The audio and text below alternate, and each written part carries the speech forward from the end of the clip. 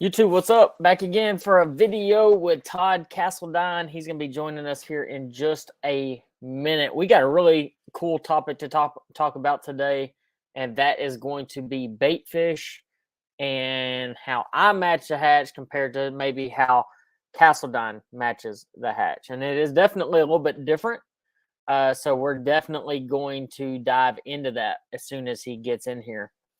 So make sure if you do have any questions whatsoever, you drop those in the comment section below, and so we can answer any and all questions that you may have. Also, if you haven't subscribed to my YouTube channel, make sure you do that. It's super simple. Just hit that little subscribe button and make sure you turn the notifications on. Like I said, we have a really, really cool topic today, and I'm looking forward to it. So if you, like I said, if you have a question, let me know. What's up, Corey? How's it going, man? Yeah, dude, it was 36 degrees here at Toledo Bend today, and it was terrible. Heat waiting. Good morning. Good morning, all. Good morning. How's it going, guys? Thank y'all for jumping in here today. Y'all are absolutely amazing. I know it was kind of last minute on this deal, but I really thought that Todd and I could share a few details on how to match a hatch. So I'll go ahead and start, because I know Todd will be here shortly. He's always fashionably late. But yeah, snow this morning in Tulsa. Oh my God, are you serious right now? Here, let's see, where's that? Snow this morning in Tulsa. Absolutely terrible. What's up, Pad? What's up? Dang, why are you trying to match me? It's that I was wearing this hat first. So what had happened was Todd was watching my live stream and was like, dude, I want to be just like Andrew. So I'm gonna wear the exact same hat that he's wearing. And that's what just happened. No doubt about it. Matching hats. I mean, it's bad. It's real bad. He's trying to be like me, man. I don't know what else to tell you. Todd, I have a cool topic for us today. I hadn't even told Todd what the topic is yet. Is it about freaking trying to get on live stream? And I mean, you sending me my stuff to junk mail, and it makes me go. That's why it took me 5 minutes to figure all that out. Yeah, so I sent him the link, and I was like, I know I sent it.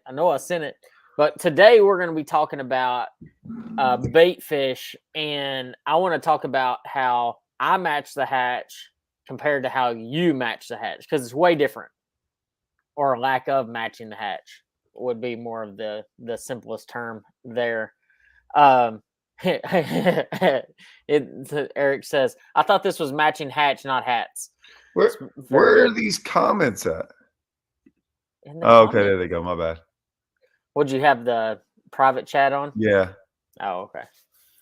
So, when it comes to bait fish, we're starting to see a ton of bait fish out there right now. If you go on basically any lake throughout the South, I don't know if you can really get on the ones up north right now, but any lake throughout the South, you're seeing giant balls of bait fish literally everywhere you go. And especially if you have like active target, any type of forward-facing sonar, side imaging, you're going to see shad everywhere. And a lot of times as anglers, we like to match what we are seeing at certain times of the year. But Todd, I'm going to kind of let you run with it for now. Tell me this time of year, how important is it to match the hatch and to really, based off the size or type of bait fish that you're dealing with? I almost never really care about matching the hatch, to be honest with you. I knew it. So I'll put you this way. I only care if it matters. Right? And but I actually know what you mean exactly. So my deal is this: if I just go out there and do what I usually do, no matter what, like, so I just throw what I'm used to throwing, what I'm comfortable with, whatever it might be. If that doesn't work, which is, I'll be honest, it works most of the time, then I'll start messing around with going, what do I need to do? But for the most part, what happens is as long as there's bait fish, those fish don't usually care that much. Now, And I'm thinking about, like, if you're out there cranking and doing all these different things, if they're actually busting, if you can actually see them going after stuff and you can't get them to bite, that's when I might start changing. But for the most part, and that's rarely, it just comes into play very, very every so often. And usually the only thing is you just got to downsize. Downsize.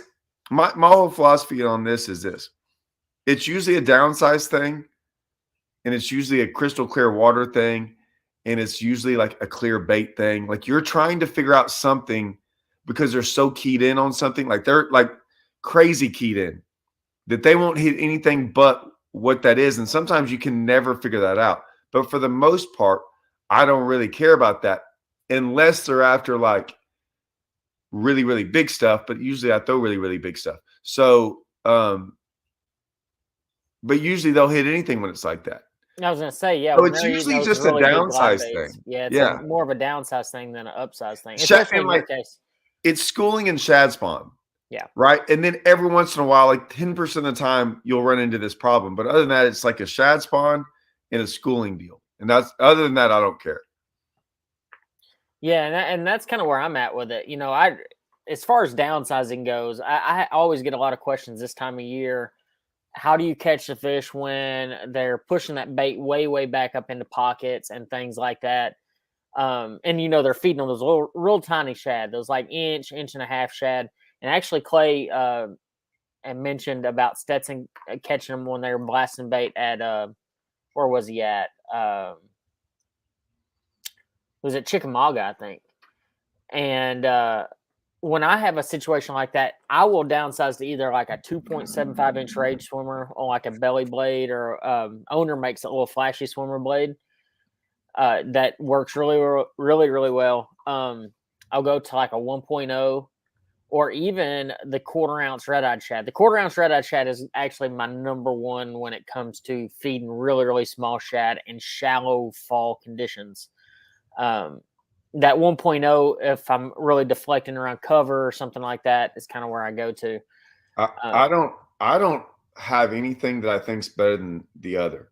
What Yeah. I've found is from what I've seen usually too, like I've seen this at like Lake, is it Lake of the, yeah, I've seen it at Lake of the Ozarks a couple times. I've seen it at certain places when they get just back in there, and they're usually in like 4 foot or less. There's another lake I'm trying to think about. I saw it at Grand. Saw it at Grand too. I see it at a lot of those lakes that have usually no grass, and Kentucky Lake, I've seen it too in the back of pockets. It's any of those lakes that have like, they flatten out towards the end of the creek, right? So it's one big 4 foot flat, or 4 foot, 3 foot, 2 foot, 1 foot. Yeah. And there's like a drain that's like a foot or two deeper. So it's just like that, and they'll just push them back in there. Usually what I've seen is that usually fishing's kind of tough, and when you see them busting back there, it's usually like, oh, okay, what I need to do now to catch those. So I'll spend like an hour or two back in there with them, and I'll just start putting on about 10 or 15 different baits. Yeah. And usually you'll find 1 or 2 of those baits will always catch them. I don't know which one it is.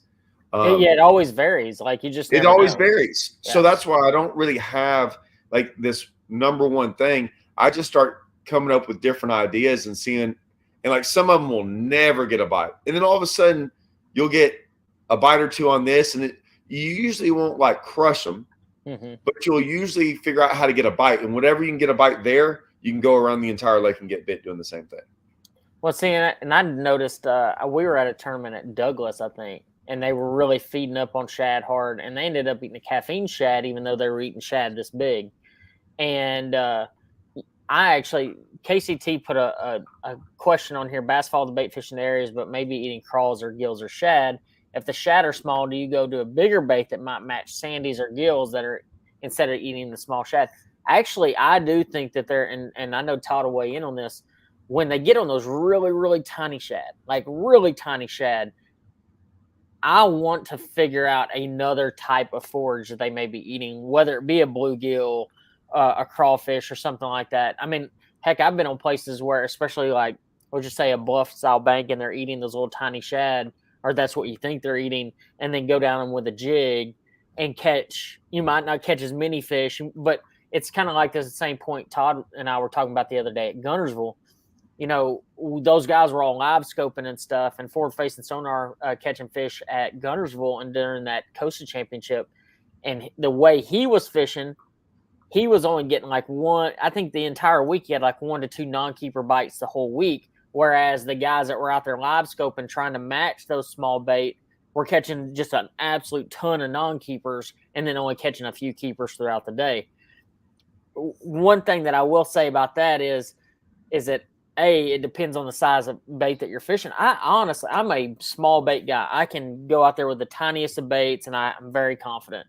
But the one issue that I've run into is the same thing that those guys ran into at Gunnersville is you catch a lot of small fish on them. So like throwing a Ned rig, I mean, you're going to take that chance of, catching an absolute ton of little ones and not really putting it in the right place for a big one. I mean, will a big one eat a Ned rig? Sure.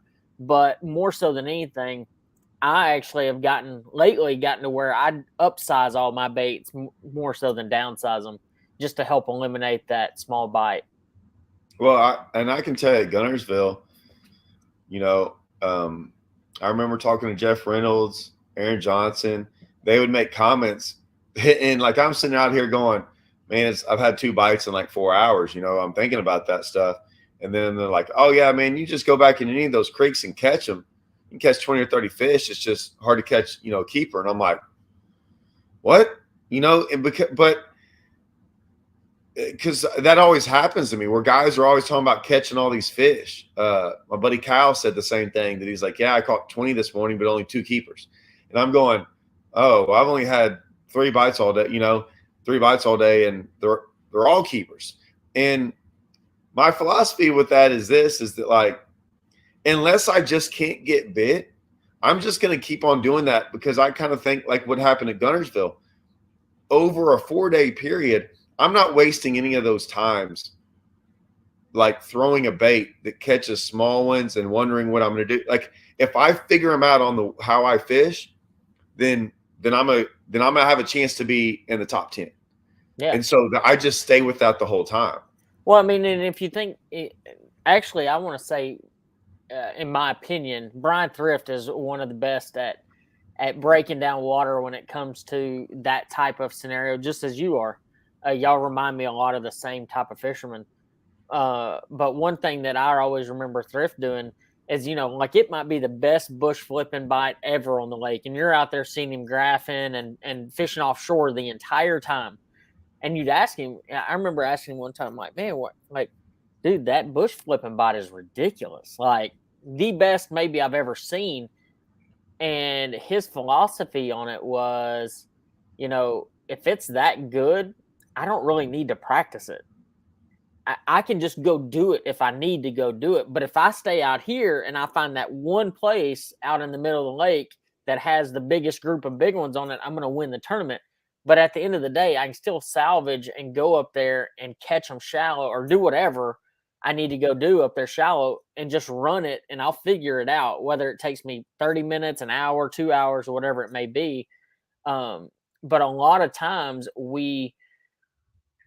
I know I fall into that trap a lot of times. Like I'll run to the backs of the creeks and be like, man, that creek I got 30 bites in that one. That creek has 30 bites. And then before you know it, you're like, dude, every single creek you can go back in there and get a bite. Why am I going to continue to go down that rabbit hole of bite after bite after bite when I can just go figure out something else? And in the same regard, I mean, looking at Todd's tournament, Todd could have stayed out there off, doing his deal. And you can go watch his videos. I know he has a bunch of videos on how he caught them and that kind of stuff. But let's just say, for instance, by the end of practice, he hadn't caught nothing, and he's not confident in what he's doing, or he doesn't feel like he can get a bite. Heck, he already knows he can go back in any creek and get a bite. So it, the way he practiced was practicing to win, and you hear that statement a lot. But I mean, as far as matching the hatch, I've changed my point of view on it quite often, and part of that's fishing with Todd all the time too. Well, like, so I'll give you two more examples. Like, so you ran into it with Christy at Hartwell. Yeah. Right. He knew the live scoping deal was good, but he just kept running the back of those creeks, remembering that open. And then all of a sudden you look up, he's in the top whatever, live scoping, and he hardly ever did it in practice because he was like, okay, I know I can go do this. Why go practice it? Yeah. Thrift, when I say with Thrift at Champlain, now granted, listen, Thrift he's not sneaky because he's not being this. I mean, he is sneaky, but he's not trying to be sneaky when he was doing this. I asked him, I'm like, what'd you do all day? He's like, man, I just graphed all day. Now, I'd never been to Champlain. He had been there multiple times and had all this other prior knowledge, which there's nothing wrong with that, right? But he just graphed all day long looking for like big giant rocks and where he could go get a bite off. He's like, I found 20 rocks today. And you're like, seems like a lot, but that means he's finding one. If he idled for 10 hours, he's finding one rock every 30 minutes. Let me tell you something. That's kind of boring. And like, that ain't easy. No. And so I was like, oh, okay. And then day one rolls around. I think was he leading at day one? Anyways, we both went topwater fishing. I had all these bites that missed. He started on one spot and I had like 18 pounds in the first 20 minutes. And I'm like, well, yeah, it's a lot easier to go graph all day long for big rocks when you got a starting spot that's going to give you 17, 18 pounds in 15 minutes. No, I'm not knocking it. I'm just saying he also has that. On my Gunnersville videos, I'm going through them all now and I'm compressing them all. Like I'm not even ready to even start editing yet, but I'm editing the parts of the videos, and there's one part of it, and I was listening to just stuff I was saying, and there's literally what you said verbatim on what I found, fishing it for 10 minutes and going, I'm going to hit a 1.5 mile section of this, and I've never hit any of it, and I think I'm going to spend my whole time here in the tournament, and I probably fished it for 10 minutes. I saw what I needed to saw, and I said, I think I'm going to fish from here to here, and I'm not fishing anything else. Or that's my plan. And I fished for three days and 3 3/4 days all over that lake. I spent 15 minutes in the area and said, this is probably where I'm going to fish the whole tournament. And that's what I did. Yeah. And I think that's really interesting because, I've been with Todd quite a bit. We fished together a lot. We filmed some really great TV shows together. And, I've always admired when I get in the boat with him and he starts down a bank and it's that first bite, that first key bite. Sometimes it's on a hybrid hunter, sometimes it's on a swim bait, sometimes it's on a topwater. But he gets that key bite, and all of a sudden, I can see that perk up. I always see him perk up, and like he gets excited because in his mind, the way everything works out is he's like, okay, I figured it out. I know what I need to go do. When it makes sense. When it makes sense, and then once he kind of puts especially if he puts 2 or 3 bites together, it's game over. Yeah, literally the Gunnersville thing. There was a bite I had before all that. Mm-hmm. It's so cool because I went back and watched how and I could see my wheels turning. Like I already knew, but I got so excited. Like you never see. I was like, God, I almost didn't want to put this in there because it was so corny. It was really corny. And I'm putting it in there. But I get this one bite, and I shook it off, and I leave. Now I didn't have this other area, but I got this one bite, and I'm picking up the trolling motor. So it's even embarrassing for me to do, but I was picking up the trolling motor, like, yes, because it was like day 4. It was my last bite, and I'm like sitting here going, I got it, because I saw whatever I need. I got one bite, and I said, oh, and I literally from there, once it started snowballing, I was like, it's over. But I literally was that excited for one bite because I knew I had it dialed in a little bit. It was not necessarily how I caught him in the tournament, but it was all formulating together. Oh yeah, no doubt. And how that kind of correlates to, as far as matching the hatch and current bait fish. What he was doing was fishing. Oh, you were fishing what, a finesse jig or a trimmed down jig? Yeah, a little bit trimmed down. Jig. It's a structure jig. It was a structure jig, full size structure jig. But you always use the baby rage crawl on it, right? No, I did. Or did you change it up on that one? So I had been throwing a 3/4 Uh-huh. because I was swimming it a lot, Yeah. and then and I had I had so there's a buddy, Steven Metter. I started throwing this jig a lot like this on Grand, and Steven Metter always, you know Steven, right? Yeah. Yeah. Steven's always jacking with me about how it's the ugliest jig ever, and then I go to Grand and freaking whoop up on him at times with it. And I always do this to a jig sometimes, especially when like maybe I want to finesse. I had two jigs rigged up for different things, and I had that one, and then the net, and it was for like really clear, like throwing it in like a foot of water, and like I was gonna swim it up there on these like spooky little bass. And then the next thing I know, the rest is history, and I've never stopped throwing it. And it really wasn't because of that. I just had two different jigs set up, and I just never put it down. I know. I know. I fished around you when at Grand when you were catching them on that big jig and swimming it and doing that deal there one time, and I was like, "What are you doing?" And I mean, Oh he yeah. was crushing on them, and that was so frustrating because I tried it. I tried it like a lot, and I couldn't figure it out. And I know it's a very particular thing he's looking for, and like, and he's one of those kind of guys. Like, and it's easy for me to look at him now because I fish with him quite often. But like, we'll jump in the boat together, and he might pick up a swim jig, and he might just fish it around everything. You know, like a normal angler might just go throw it around a grass edge, and then they'll put it down and pick something else up when they get to a dock. Well, he literally just goes down the bank, and every single thing that's in front of him, he'll throw that jig by it. And eventually he's going to be like, oh, okay, they're on that. And it's just like a confidence thing. I remember when we were at the Red River, and I mean, he was just doing his Todd thing. It didn't matter if they were 12-inch fish or 18-inch fish. Like, he was just doing the Todd thing, catching them on bigger baits. I know you caught some on smaller stuff, but like, Well, yeah, but I caught them all on a swim jig, yeah, and it's crazy because I think, see, and a lot of that swimming that jig deal is not is not because I'm smart. It's because I'm freaking impatient. And yeah, so when I look around, I see 5,000 docks. I don't want to go worm every dock. Like that doesn't sound fun to me.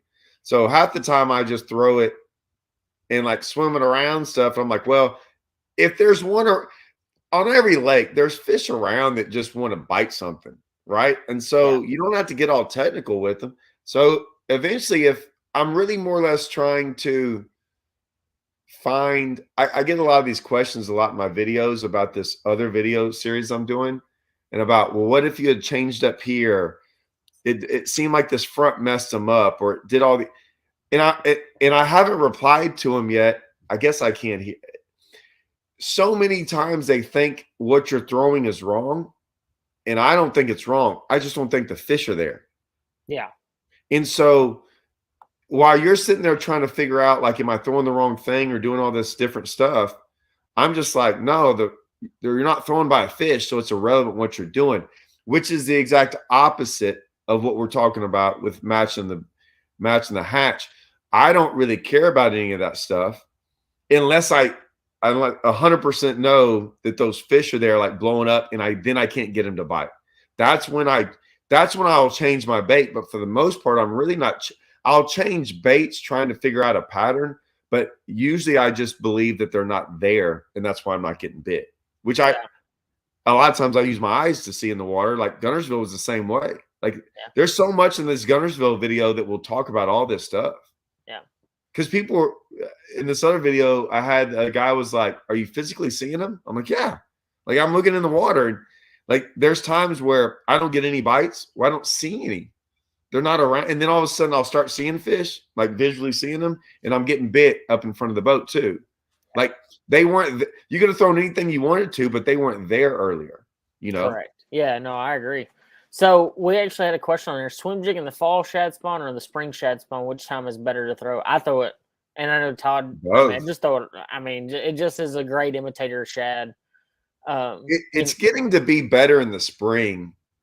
Um, Yeah, it's better in the spring than in the fall, but I would say usually because the spring has higher water. and it's around more stuff. And I'll be honest, that swim jig is not as good as it used to be in the fall. It used to be phenomenal, but everyone's throwing it more now. So you have to be better. When I say you have to be better at it, you have to be you have to be more cognizant of what's going on around you. Yeah, you have to trick them a little bit. You have to be real specific with your swim jig. Like, it has to be pretty, look right, all these different things. But sometimes in the spring in the shad spawn, it's like you just got to get it up there. It just don't around matter. them, just anywhere around them. Yeah, And it's game on. and the water's usually around cover. And if they're around cover, you don't have to be as precise. No doubt. Like it doesn't have to be as pretty because they're usually out there ambushing stuff. As in the fall, the water's usually lower, and it's usually more an open water deal. So, seeing that you did catch them around docks at Gunnersville, that's how you caught them, right? I'm almost positive. Yeah. Favorite trailer to skip, Rage Crawl or the Rage Bug? The crawl was better. I ran out of crawls on day 2, like with 30 minutes left, and put a Rage, and I've done both. I feel like the Rage Bug bulks it up some, which is not necessarily a bad thing. But I didn't like situations. It bulked it up too much. Yeah. It bulked it up too much, and I didn't like it. And I like it sometimes more when I'm dragging it. Yeah, but, I agree with that. But not when I was skipping it. I actually it seemed to, the bugs seemed to, or the crawls seemed to stay together better. I've gotten to where I throw that baby Rage Crawl a ton personally. Yeah, I just like it. It's just it's a really good bait. So I mean, maybe it doesn't. So there's 2 ways to look at that. Does the Rage Bug help you skip better? I actually think it does, just because the way it planes, you put it on that structure jig and you can skip that thing a mile. But I think the negative effect of it would be is it bulks it up. Now, if you're in a situation where a bulky jig is what you need, then perfect. When I fished at Lake Norman, that was a big deal. Is like putting that Rage Bug, that full size Rage Bug on there and skipping it back up in there. But now if I am in a situation where I'm trying to be more compact, even if it doesn't skip maybe as good, that baby Rage Crawl gets more bites. See, and I look at it this way is any of that stuff going to help you skip better, or you physically skipping better will be better? Yeah, no doubt. I mean, there are certain baits that don't skip worth a crap. And no, I get it. But I don't know if something that small of it. So, man, I'm literally releasing a video at 1 today about about a conversation we had. What is 2 nights ago? Yeah, 2 nights ago. And it's just the same deal. It's like, where all these different things, and I'm like, hey man, you can do all that. If you can just skip really well, you usually don't care about what you're skipping. And so I didn't really pay much attention about what I'm like. I know that if I don't do a good skip, it doesn't matter how good the bait skips, I messed it up. That's just me. So I agree with that. I'd rather be better at my craft than trying to make this perfect, super technical. Yeah. That's just me. The size of swim jig trailers seem to be more important than trailers on other baits. I mean, I think trailers on all baits are pretty important, depending on size that you're trying to imitate. So matching the hatch kind of goes back to that same thing. Yeah, I agree with it.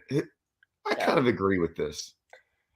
I do and I don't, because there's certain situations that I want a big trailer on a vibrating jig like a chatterbait as compared to a small trailer. Sometimes I want one. I think it kind of goes back and forth on both, to be honest. You just made his point. Yeah. More important than trailers on other baits. I guess I was thinking more about jigs. Yeah. I do believe this. I witnessed this the other day at the Rayburn tournament. Now, granted, I didn't do worth a crap. But the second day, I'm sitting out there throwing a swim jig late in the day because I couldn't get any bites and anything else. And my coin alert had a few bites behind me. And I was kind of, for whatever reason, I did really stupid stuff as I was experimenting during the tournament on how to get bites on the swim jig. to try to get more bites, to try to generate more bites. And like Todd talks about, Rayburn, for instance, has changed a lot because everybody throws a swim jig out there. So you kind of have to get creative sometimes. But like I went old school and just put a big, the normal size, swimming caffeine shad on there and just threw our normal swim jig and just started wrecking them on it. As soon as I tied it on, I started catching them. I'm like, you idiot. Why are you trying to outthink them? But like on a place like Rayburn, Toledo, a normal size swim bait on there is all you need. You don't have to get real fancy. And in some places, you just don't have to. Put that. Which one? The Pete's on there. Yeah. I'll answer this one. Water tint, no. To me, it's there's two aspects. That's the what's in the water. So usually anything that is higher in the water. Well, I don't even want to say that. But so like the Alabama shake or whatever you want to call it came around from pretty much fishing water willows. Yeah. Okay. Yep. And you're doing that. Now, most of those places, the water wasn't very clear. So it was a way to go over stuff, kind of let it come down a little bit, come up a little bit in that water column because they're only fishing so deep. Or even if they are fishing 4 foot, those bass sometimes aren't in 4 foot. They're still in 2 foot. So you're just letting it come down a little bit into that stuff and then over stuff. It's usually a watercolor deal. So if you're in really, really clear water and you're in really, really shallow water and nothing's around, I'm just going to reel it.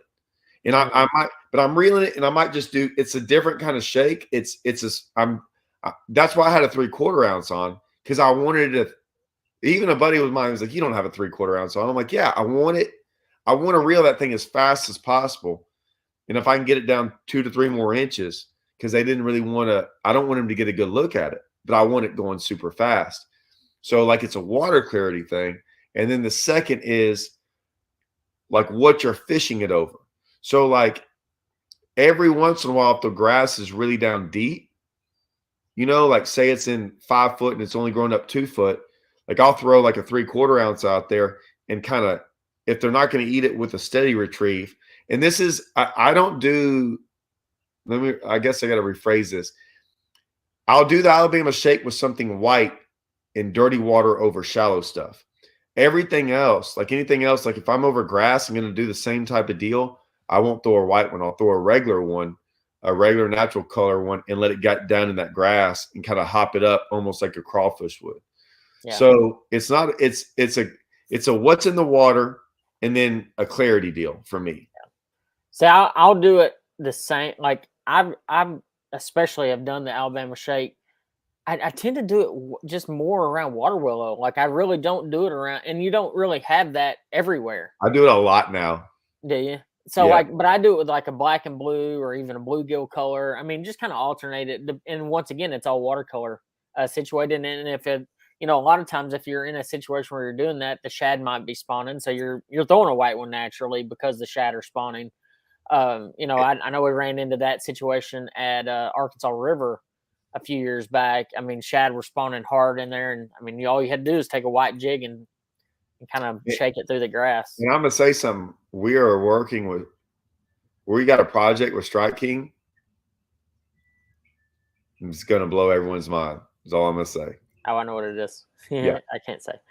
I didn't realize you could still throw an A-rig on the Toyotas. BFLs and Toyotas. You shouldn't be able to, but whatever. And here's the only reason. Listen, I'm trying to think if I've ever thrown an Alabama. No, I've never thrown an Alabama rig in any Toyota. And here's my only thing about this, and because I was the opens have cleared up some of this stuff too. It's not that I don't like the Alabama rig. Doesn't matter any about that stuff. Here's my thought on this. In all other tournaments, I don't care if they allow it or don't allow it. It's irrelevant. But they have made it clear that the Toyotas are what would you call them? Not the stomping grounds, but there's a qualification for the Toyotas to get to the next level. Okay. So you can't get to the next level without being, well, you used to be able not to. I'm not going to get into that. But they set it up to where the top 5 in the Toyotas could go fish the whatever the next, whatever it yeah, used to be. yeah. I never agreed with the fact that you could do one thing to qualify to get to this spot. Yeah. So, like, you can throw Alabama rigs and catch every single fish with an Alabama rig all year long, and then get to the next level, and you're not allowed to fish it. Yeah. Well, that doesn't make any sense to me. Right? So the opens, you're not allowed to use a net. It'd be like they don't allow you to use a net. They don't allow you to use a net in the elites. Yeah. So they took the net out of the opens. It's why I stated the off limits too, that you're going to get a month to fish anywhere you want to, all on the lake. And then you get to the elites, you're only going to have 2 days. That's why I said, we'll put it off limits in there to make it, if it's a qualification to the next level, get this close to the same rules. Yeah. It blows my mind. Like I said, what if you caught every fish on an Alabama rig and made it to the elites? And they're like, yeah, but you can't throw an Alabama rig. Like, I would be like, hey, that guy should be here because he didn't know how to catch a fish doing anything else. That's the only reason I would say I don't like it in the Toyotas. It's just that next level qualification. Let's see. If matching the hatch is so important, why does showing them something they've never seen? It's not. And not always it. I mean, like, dude, we take out a lot of brand new baits that don't work. I mean, well, that's why we said 90% of the time matching the hatch isn't. I don't think it's that important. Yeah.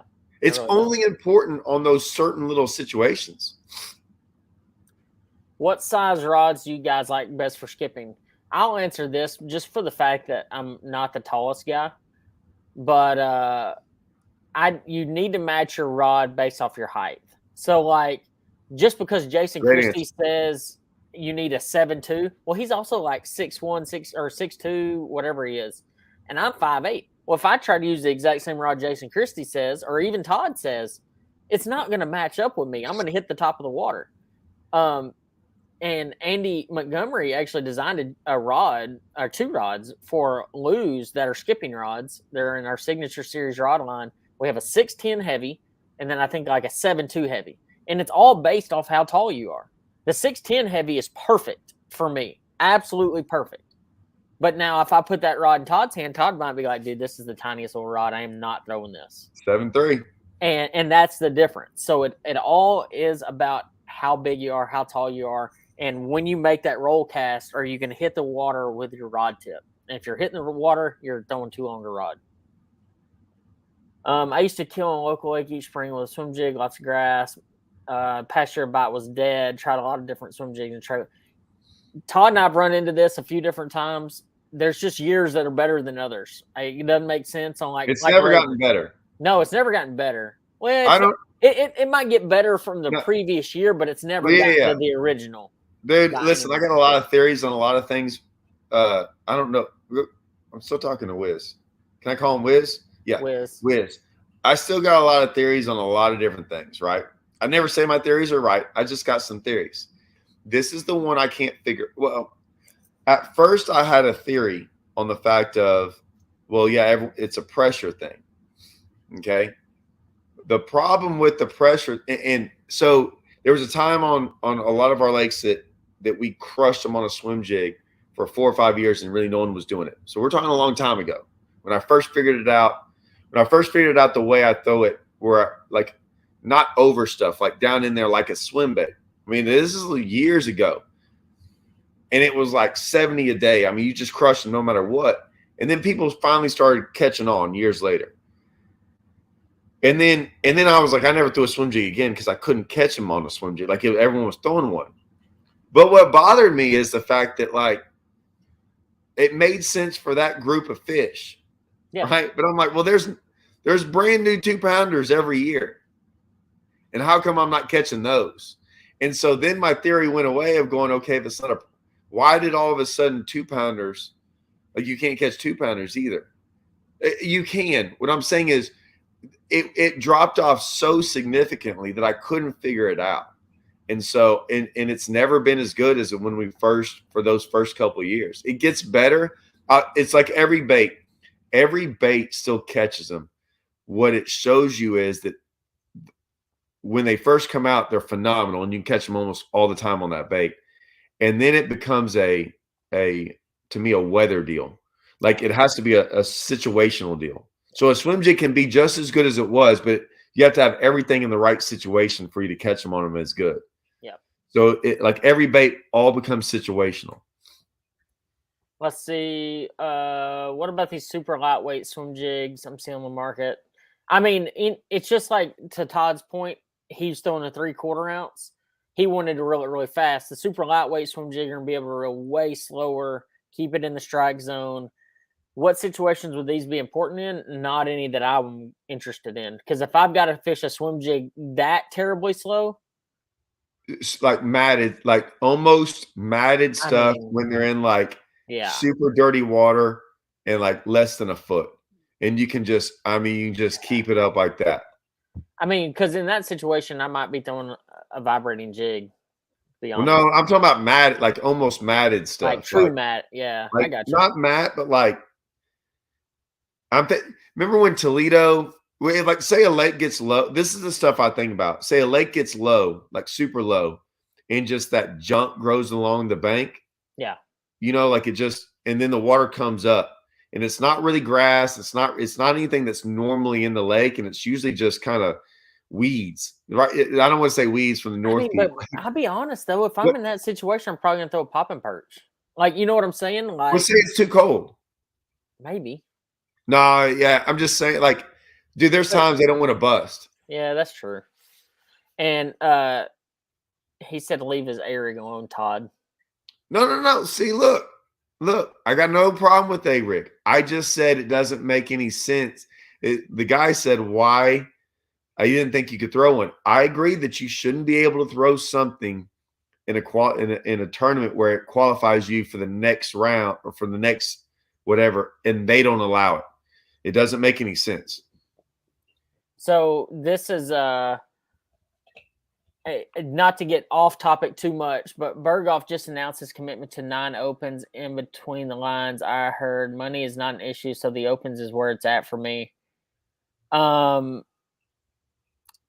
Basically, I mean, nice.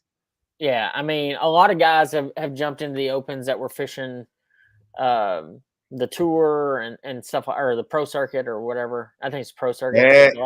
Everyone is getting invitations to the MLF invitationals. Yeah, I think that, we talked about it the other day. I do. I think they'll fill up. Yeah. And here's why. No, listen. So we're gonna get real. You want to get real? Let's not get too into it. No, I don't want to get too into it. We'll get in the next one. But there's just a bunch of people that have jumped over. No, I mean, that just to answer it as plainly as possible. No, Evan Barnes did. I mean, there's a lot. But I already knew. I already talked to a lot of them at the championship. I knew this was coming. Yeah, like Tut. I talked to Tut the other day. I think he's out. Really? Yeah, and that's bad. That's bad. He might be one of the longest standing guys ever. Yeah. I think the bigger baits catch better in the fall when there's a lot of small bait because it looks like a predator. It could definitely be that. I mean, especially if there's like small white bass feeding in on the same school of fish. Like, I've definitely seen that be the case. Top blade baits. I had to put this one on here, Todd. Sorry. I like that. I got mine. I know, I do too, and it's the same one. Yeah. And it's really, really good. Todd actually turned me on to it. I mean, Todd turned me on to a lot of fishing stuff. I was tournament fishing way before I met Todd, but Todd kind of opened my eyes to innovation. And when we started fishing, I mean, I was like still in college, and it really changed the way my outlook on fishing. And the very first blade bait he ever showed me, he was just casting out and reeling it down the bank. Like, no big deal, and smoking on them at Wheeler. At Wheeler. Yeah, I was about to say. Well, yeah, but so back to that whole match in the hatch deal, yep. They were schooling on Wheeler. Yep. And they were so hard to catch. So hard. Like extremely, and they'd school in like 2 foot of water or 50 out there in the middle. Mm-hmm. And I was like, well, I got to get something I can launch at them. Yep. And the trap's too big, And I was like, what if I like, and I put that in, man. And now I will say one thing about them. Golly, you lose them. all the time. You lose fish on them. They are, it made me so mad. And I have, because I saw this, Ryan, he comes back and says, what rod set up for blade baits? I love to tell you. Yeah, I love to tell you the right setup. I mean, it's hard. It's a tough one. I mean, more limber, the better for me. I mean, it like a cranking style rod, but like Yeah. at the same time, like they still throw it. Dude, It's the it's same so concept. heavy. Yeah, that's the thing. It's so heavy. They get so much leverage on it. If they don't choke it or they don't pin it perfect, I Dude, mean, when it's they like jump 50-50. Yeah. and those smallmouth that Wheeler would hit it, and like you'd be reeling as fast as you can and go, and I mean, and before you you load up, and they're only a foot or two under the water. It's deep, but they're hitting it. I'm reeling it so Like fast, right it's only a there. foot or Yeah. two, and they hit it, and it's they're jumping and shaking, and you've got so much pressure on them, your bait flies over your head, and you're going 5-pounder, 4-pound, and it just you're like, hey, this is great, I can get a bite, but you usually only get one bite out of each, like one bite out of every place. one, maybe two. So you're like, it was tough. Yeah, it was. But the one I throw is the Demiki. Mainly, there's actually Megabass makes a really good one too. That a buddy of mine showed me from Chickamauga. It has like this feather tail looking thing on it. But I really like the Demiki the best. So tell you the BFLs because they're qualifier I like RPFLW, RP Force with Cup. A rig is just like the spinner bait. You just chunk and wind, no brainer. Only difference, snags more. It's a little different. Just a little. It does snag them. But does snag them. Well, it doesn't snag them. Besides time on the water, the best thing that I've ever seen is, especially a brand new place, if you just want to go find something, my favorite thing to do is go find a creek. Like if you're on a lake and you know there's big giant creeks, the best thing to do if you want to just learn or just have some fun is just start in that creek and fish every inch of that creek. Because if you go out on the main lake and you're jumping here, jumping there, you can spin yourself out real easy, but slow it down and just go down banks. Yeah. You'll figure it out pretty quick. And don't throw a worm. Like don't throw all the I've never gone to a new lake and thrown a worm ever in my life. I don't even throw worms hardly on. I only throw worms even on Rayburn on like spots that I know are like phenomenal. Yeah. Other than that, I never throw a worm because worm's so much more spot related. But yet I see 90% of the people fishing around all my lakes around here and they all throw worms. Just don't throw a worm. Like you're not going to cover some water. Cover some water. It is time on the water. I hate to tell you. It is. Just go out there, but just go down the bank throwing stuff. This is a really funny comment. Trash fish on those lakes. What? So what I mean by trash fish is don't get caught up in just fishing grass or just fishing docks. Just go down the bank throwing at everything. And eventually you'll start figuring out how a lake fishes, Don't walk in on one thing. Yeah. Just go fishing.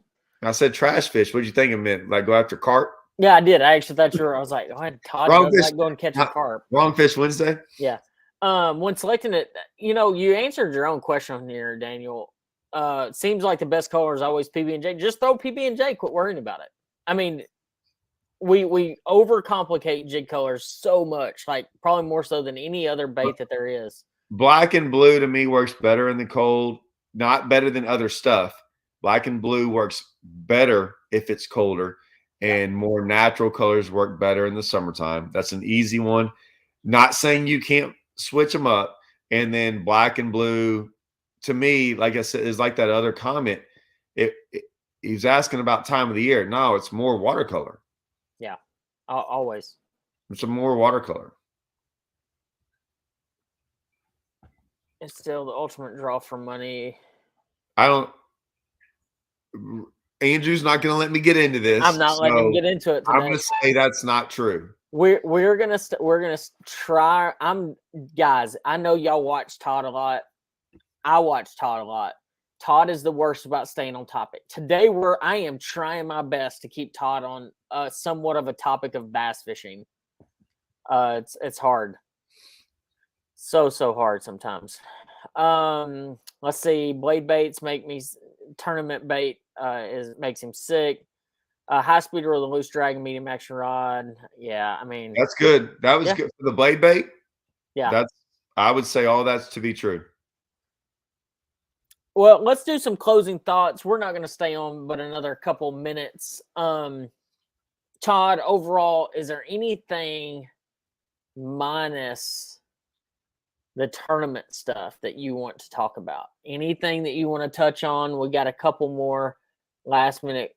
Okay, sunny day, clear water, throw black and blue jig in the winter. I have. Yeah, so I don't think you can go wrong with black and blue in the winter. Yeah. In the sense of, you're never going to go look. Black and blue works all the time, all the time in muddy water, and pretty much one of those deals. It's one of those deals with black and blue.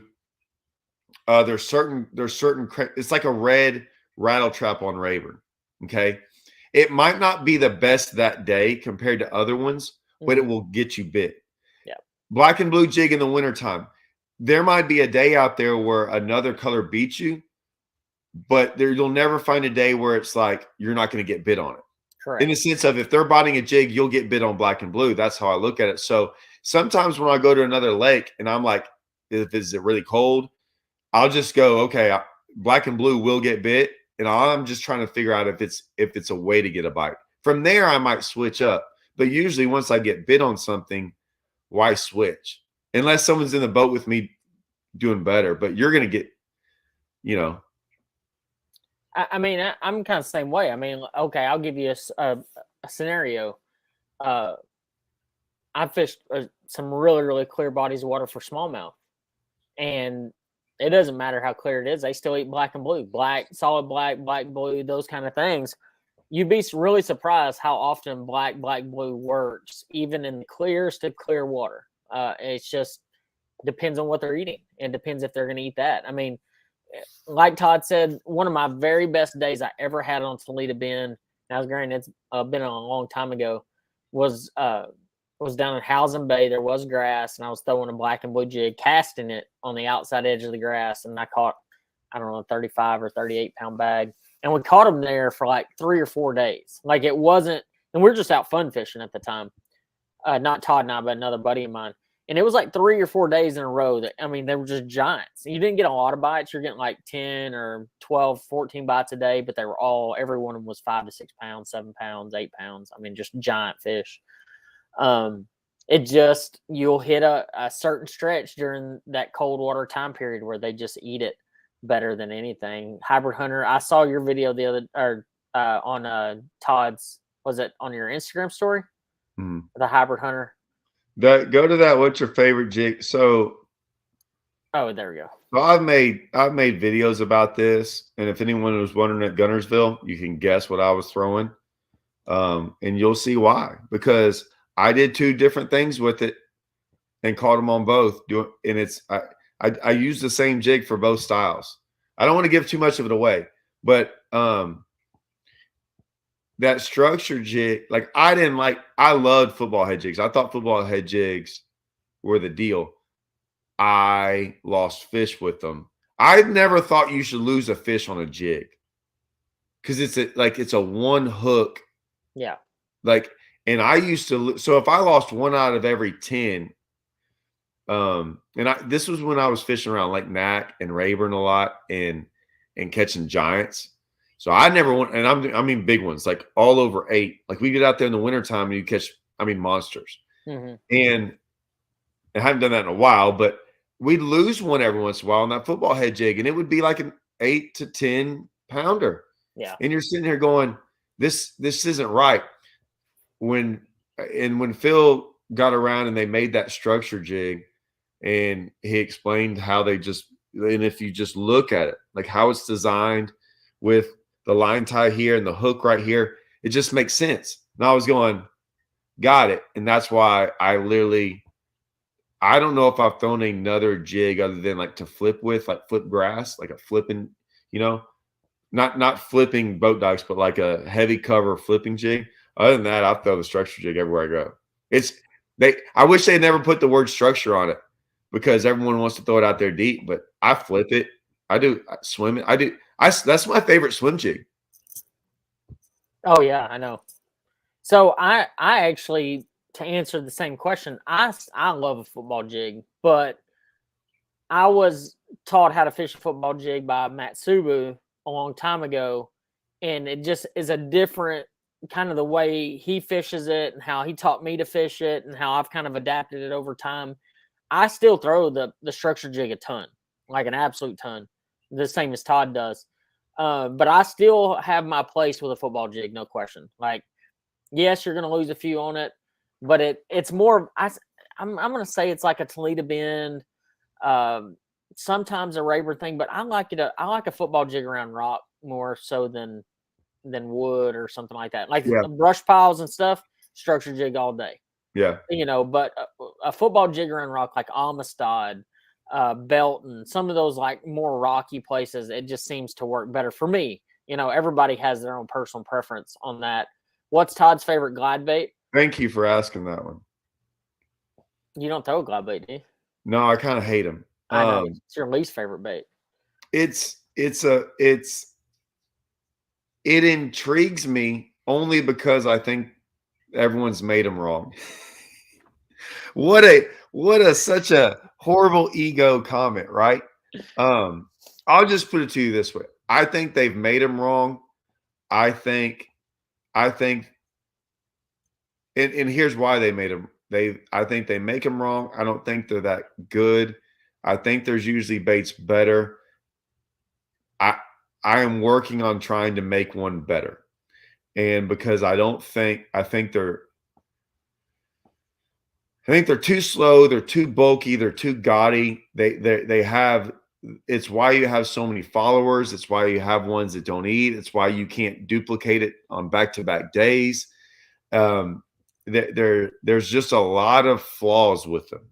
And I don't like baits with a lot of flaws. I understand I didn't say they don't catch fish. The drawing power on them is unbelievable. I believe all that stuff.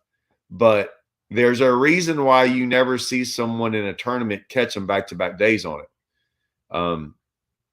That's where I don't want to look up in a tournament. You go throw it all day and have one of those days where you're like, I had 19 fish follow it and I had one eat it.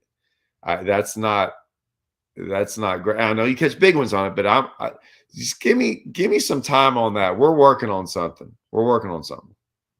Yeah, actually, Ryan commented, "What's down the pipe for strike? Can you give us a hint?"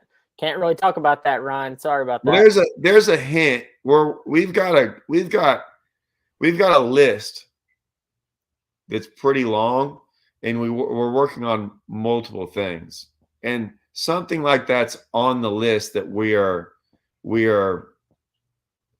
talking about going over. It's there. But there's some other stuff too that is almost done. Yeah. I'm 54 years old. Am I too old to have Toyotas? Absolutely not. I mean, that's not that old. No. Let's see. This is actually a good point with the glide baits. They're too heavy and fish throw them, lose a lot of fish on them. And that's the bad thing about it. I actually was throwing one at Douglas a few years back in a tournament, and I lost 2 or 3 on it the second day, and it cost me, or it was last year before last, whenever, and it cost me making the elites. It just did. And it's one of those baits that it's just really, really easy, easy bait. As soon as they eat it, it's hard enough to get them to actually commit to it and then to actually land them. It's just, it's a whole. Got a lot of flaws. There's just flaws with it. Yeah. And I think I know the flaws. The hardest part is it's got so much power in so many things, and some of that power, the good part about it is its flaw. So I'm trying to figure out. I kind of have an idea on how to bring it together. It will always be flawed. I'm gonna have to lose some power and get the flaws less. And I think that's where I'm trying to get. Well, Todd, thank you for jumping on me today. I know it's a quick, abbreviated live show compared to some of our lives that go 2 to 2.5 hours. But both Todd and I have a bunch of stuff to do today. Make sure y'all go check out his video at 1 o'clock? Yeah. So Can we say this though, that we're going to Andrew has thrown one in, by the way. Yeah, Andrew actually got me on one at Louisville. You made me throw a rooster tail somewhere. Do you remember that? Yeah. Where was that? Rooster tail does work, man. I know, but where was that? Great. I think it was Louisville. I think it was like 10 years ago. Yeah. And I put it on. I'm like, started catching a couple. I'm like, oh my gosh, I can't believe Andrew. Okay. But it worked. Now, hey, I'll listen to you. We're going to start. We have off, right? We have off for the next couple of a month or two. Like, so me and Andrew are probably going to be doing some videos together, but probably being able to do this a lot more too. Like randomly throughout the week, whatever. We're not going to be traveling as much, so we might be. Don't you agree? I mean, I would be fishing. I would be fishing some more, but I've got to get everything kind of lined out on that end. So you'll probably see us live a little bit more. I like how I speak for you and be like, "Hey, you're going to be doing this more." Yeah. No, we are going to be doing this more. Sure. But y'all go check out Todd Castledone's video at 1 o'clock. What's it about? I mean, quick 30-second preview. It's the #1, the best trick in the world for walking the dog with a sexy dog. Oh my God. Well, guys, y'all go check it out. I bet it's good. And I appreciate you jumping on, Todd, and we'll see you. Don't kill me on the comments. Kill him on the comments. Hey, the video, I did a little editing in there, so I'm proud of the video. Kind of spent some time on it. Oh my gosh. Well, guys, thank y'all for joining in. Make sure y'all subscribe to both Andrew Upshaw, Todd Castledine Fishing on YouTube, and we'll see y'all on the next one. See y'all.